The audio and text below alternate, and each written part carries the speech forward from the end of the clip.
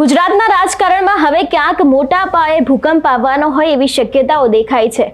ગુજરાતમાં વિસાવદર અને કડી ચૂંટણીના પડઘમ વાગ્યા હતા, પરંતુ ક્યાંક અનેક એવી વાતો વહેતી થઈ હતી કે કોંગ્રેસ અને આપનું ગઠબંધન થશે અને કોંગ્રેસ દ્વારા અથવા તો પછી આમ આદમી પાર્ટી કોઈ એક જ ઉમેદવાર ઊભો રાખવામાં આવશે। પરંતુ હવે આ જ દરેક વાતને લઈને કોંગ્રેસના શક્તિસિંહ ગોહિલનો સૌથી મોટો ખુલાસો સામે આવ્યો છે અને હવે ક્યાંક આપ અને કોંગ્રેસનું ગઠબંધન નહીં થાય તેવી વાત પણ સામે આવી છે। શું છે સમગ્ર વિષય જોઈશું આજના વિડીયોમાં। નમસ્કાર, હું હંસિની અને તમે જોઈ રહ્યા છો નિર્ભય ન્યૂઝ। ગુજરાતમાં કોંગ્રેસ છેલ્લા ઘણા સમયથી ક્યાંક હવે એક્ટિવ મોડમાં આવી હોય એવું લાગી રહ્યું છે અને રાહુલ ગાંધીના પ્રવાસ બાદ શક્તિસિંહ ગોહિલ દ્વારા એક સૌથી મોટો અગત્યનો નિર્ણય લેવામાં આવ્યો છે કે વિસાવદરની ચૂંટણી હોય અથવા તો પછી કડીની ચૂંટણી હોય, હવે કોઈ પણ જગ્યાએ કોંગ્રેસ અને આપનું ગઠબંધન કરવામાં આવશે નહીં। સૌથી પહેલા તો શક્તિસિંહ ગોહિલને સાંભળીએ કે તે આ વિષયને લઈને શું કહી રહ્યા છે। हमारी आज पॉलिटिकल अफेयर्स कमिटी की मीटिंग खूब लंबाणपूर्वक चर्चाओं थी। एक टेलेंट हंट અને કાર્યકર્તાના દિલમાં શું છે અને શું આગળની સંગઠનના નવસર્જન માટેની ને મજબૂતી બનાવવા માટેની વાત એ રાષ્ટ્રીય કક્ષાએ થઈ એનો પાયલટ પ્રોજેક્ટ ગુજરાતમાં લાગુ પડે છે, એના અંગેની વિસ્તૃત ચર્ચાઓ કરી છે। ગુજરાતમાં 2 પેટા ચૂંટણીઓ વિધાનસભાની આવી રહી છે, ત્યારે પોલિટિકલ અફેર્સ કમિટીમાં ચર્ચાઓ થઈ। આજે ગઠબંધનનો કેટલો ધર્મ હોય છે।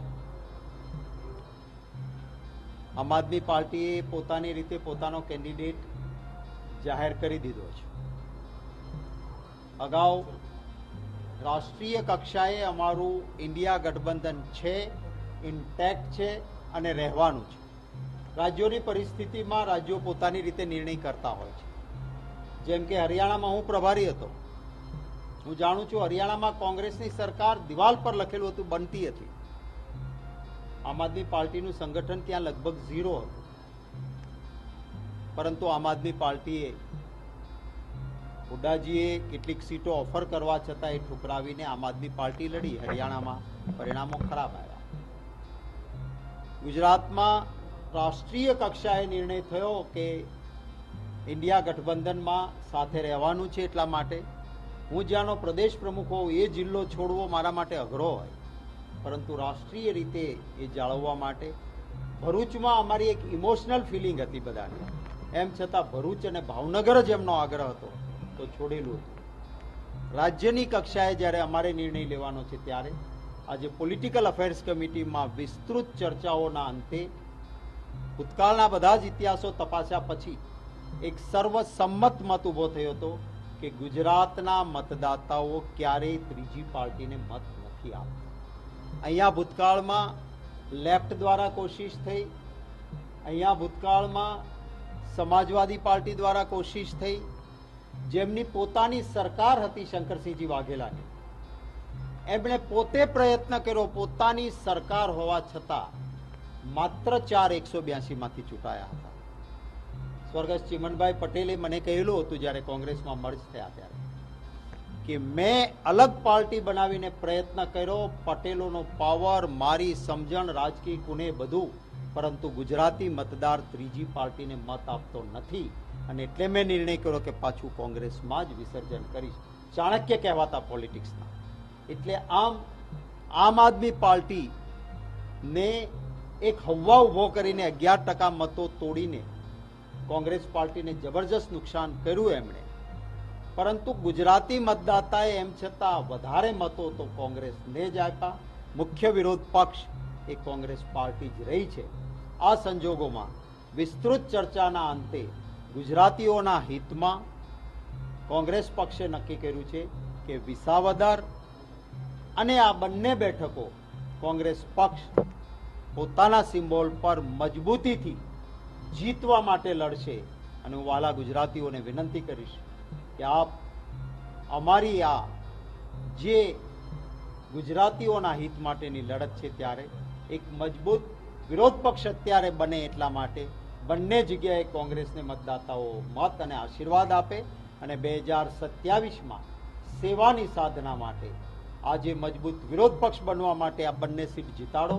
આવતા દિવસોમાં પૂરા આશીર્વાદ સાથે સત્તાની માત્ર પડાવી લેવાની ભાવનાની સેવાની સાધના માટે કોંગ્રેસ પોઝિટિવ એજન્ડાથી આવે ત્યારે 2027માં સત્તાના સૂત્રો મારા વહાલા ગુજરાતીઓના આશીર્વાદથી મળે એવી નમ્ર પ્રાર્થના.